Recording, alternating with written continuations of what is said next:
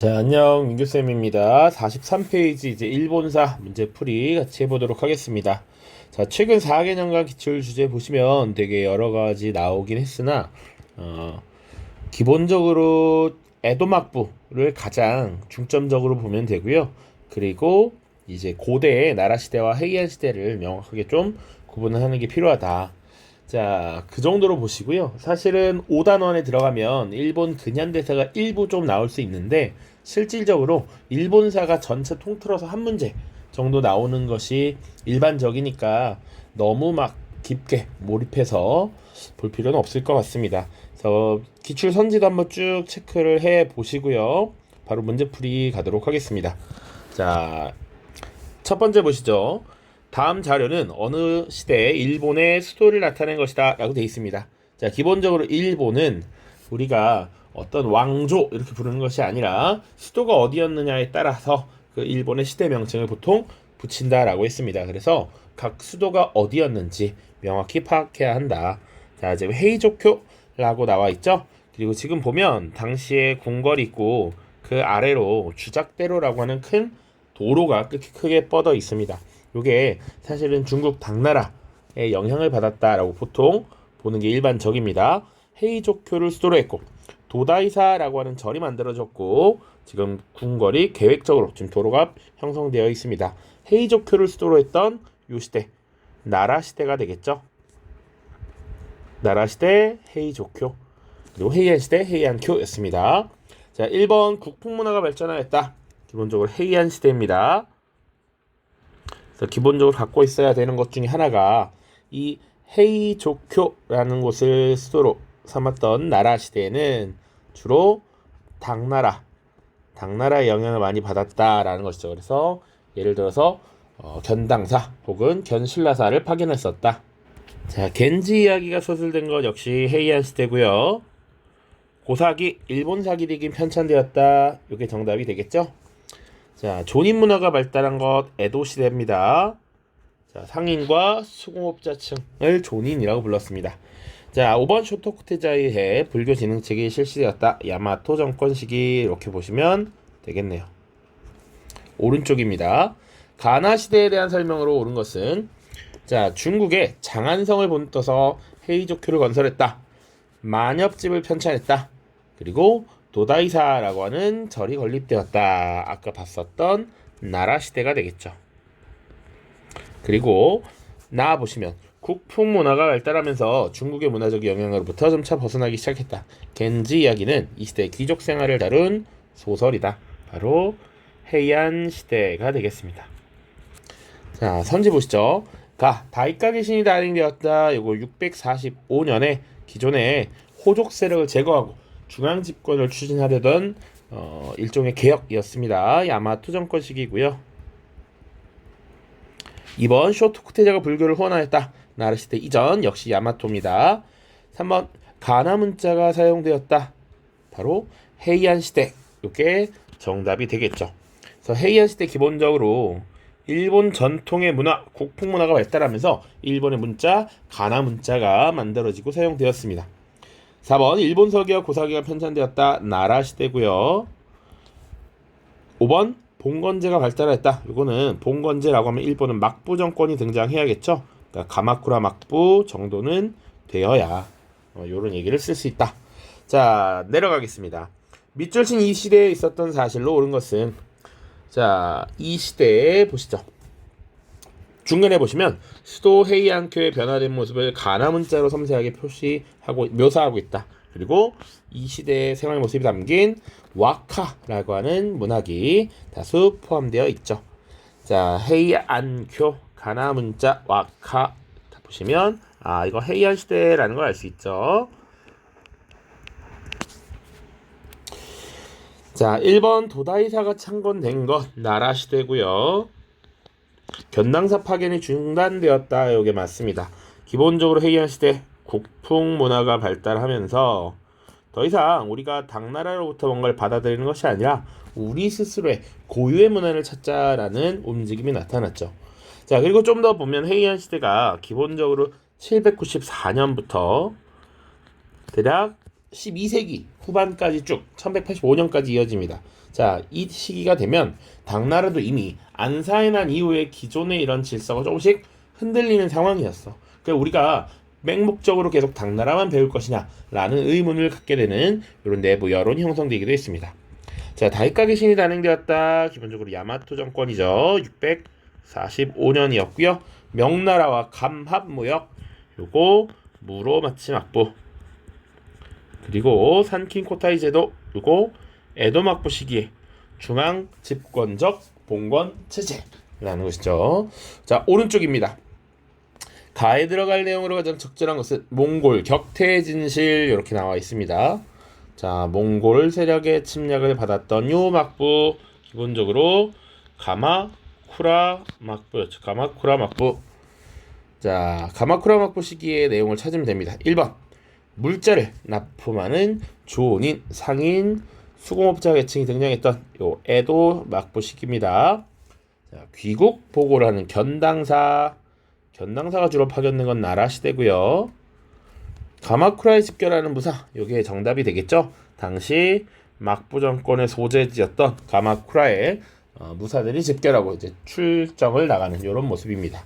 자, 헤이안쿄 천도를 지시하는 천황, 이제 헤이안 시대가 되면 수도를 헤이안으로 옮기는 것이죠.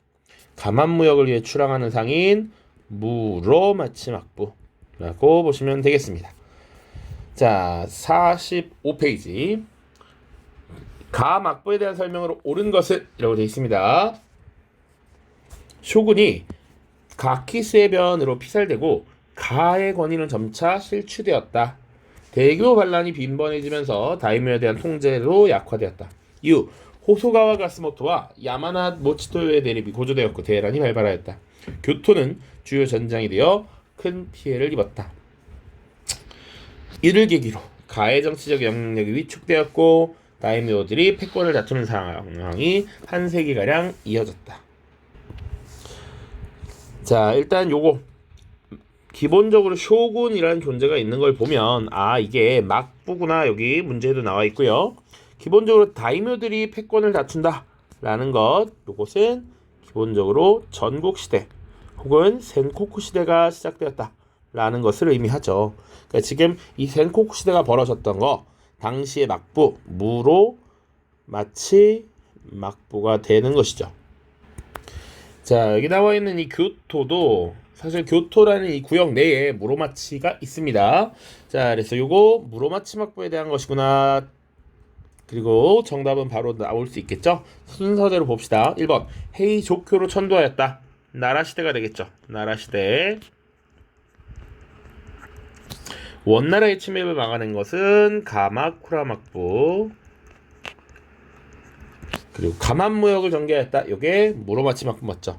당시 무로마치 막부 산하에 있었던 일본 상인들이 명나라로부터 감합부라고 하는 증서를 받아서 무역을 인정받고 그것을 확인하고 무역을 통제했습니다.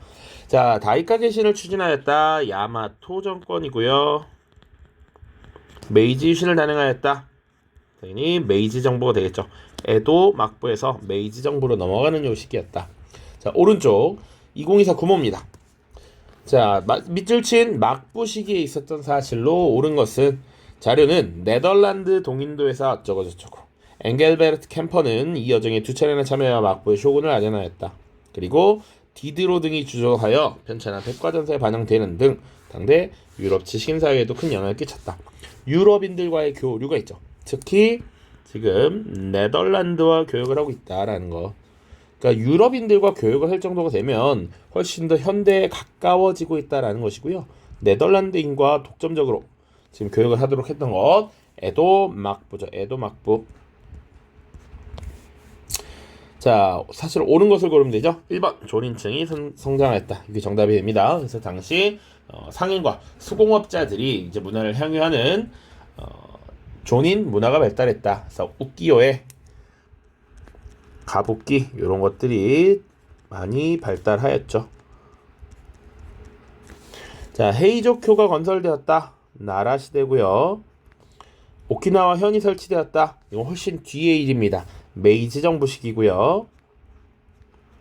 당시 류큐 왕국이라고 하는 지금의 오키나와를 정복하고 오키나와 현으로 편입시키고 설치했습니다. 다이카 계신 야마토 정권이고요. 이와쿠라 사절단 역시 메이지 정부입니다. 자, 다음입니다. 자, 또 동인도에서의 상관장 이렇게 나오죠. 사실은 그러니까 2021년 수능에 나왔던 것이 이렇게 변형돼서 아까 그 문제로 출제됐다라고 보면 됩니다. 자, 나는 동인도에서의 상관장과 함께 쇼군을 접견하는 여행에 동행했고, 그리고 마지막 줄에 보시면 대지마로 돌아왔다라고 되어 있습니다. 자, 지금 유럽에서 아시아, 아프리카와의 교역을 담당하도록 한 동인도회사가 있고요. 대지마라고 하는 곳으로 돌아왔죠. 당시에 네덜란드인에게 무역을 허용하고 나가사키 지역에 인공섬 대지마를 조성해서 그곳에 거주하면서 거래를 하도록 허락했습니다. 당연히 이것도 에도 막부 시기가 될 겁니다. 자, 볼 수 있는 모습으로 적절한 것은 1번 견수사에 동행하는 유학생, 지금 수나라의 사신을 파견한 겁니다. 자, 요거 기본적으로 수나라니까 야마토 정권 시기가 될 겁니다. 그러니까 나라 시대는 710년부터야. 그러니까 나라 시대에는 이미 수나라는 없죠. 요때는 견당사, 그 이전에 견수사입니다. 다이카 계신을 추진하는 권리 역시 야마토 정권, 헤이안 교천도를 명하는 천황 헤이안 시대, 산킨코타이를 준비하는 다이묘, 요게 에도 막부 시기죠. 정답이 될 거고요. 이와쿠라 사절단을 수행하는 통역사 메이지 시대입니다. 메이지 시대. 자, 오른쪽 밑줄 친 이 막부 시기에 있었던 사실로 옳은 것은 가장 최근 수능입니다. 그림은 큐슈 지역의 다이묘들이 파견할 사절단이 교황을 안내하는 모습이다. 이들은 유럽 각지를 방문하여 서양 문물을 접하고 구텐베르크 인쇄기를 하고 귀국하였다. 그러나 이러한 서양과의 교류는 이 막부의 성립 이후 세국 정책의 기조에 우세해지면서 크게 위축되었다. 크리스트교 포교가 금지되었고 서양과의 무역도 나가사키에서만 제한적으로 허용되었다. 그럼 이 막부는 에도 막부 시기고요. 이 에도 막부 시기에 있었던 일을 고르면 됩니다. 1번 페리 제독이 내항하였다. 맞죠? 그러니까 에도 정부, 이 에도 시대 말기에 지금 미국 페리 제독이 흑선을 이끌고 당시 일본에 내항하였습니다.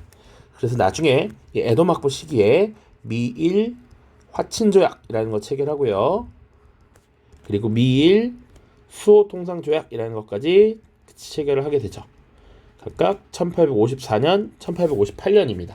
자, 그런데 이 두 개의 조약을 체결하는데 당시 에도 막부는 이 국제 질서를 잘 알지 못했기 때문에 굉장히 불평등한 조항들을 담은 여러 조약 내용을 담고 있게 했습니다. 자, 그러다 보니까 나중에 이것을 개정하기 위한 목적으로 파견했던 것이 이와쿠라 사절단이 되겠습니다. 자, 가나 문자가 만들어졌다. 헤이안 시대고요. 다이카 계실이 단행되었다. 요거 야마토 정권. 번이 폐지되고 현이 설치되었다. 이게 이제 메이지 정부에 들어가서 단행된 조치고요. 아시카가 다카우지가 쇼군에 올랐다. 아시카가시라고 나오면 기본적으로 무로마치 막부입니다. 가마쿠라 막부는 미나모토노 요리토모, 무로마치 막부 아시카가 다카우지, 에도 막부는 도쿠가와 이에야스, 이렇게 보시면 되겠습니다. 자, 고생 많았고요. 이제 다음 영상에서는 서아시아 들어가도록 하겠습니다. 고생 많았습니다. 안녕.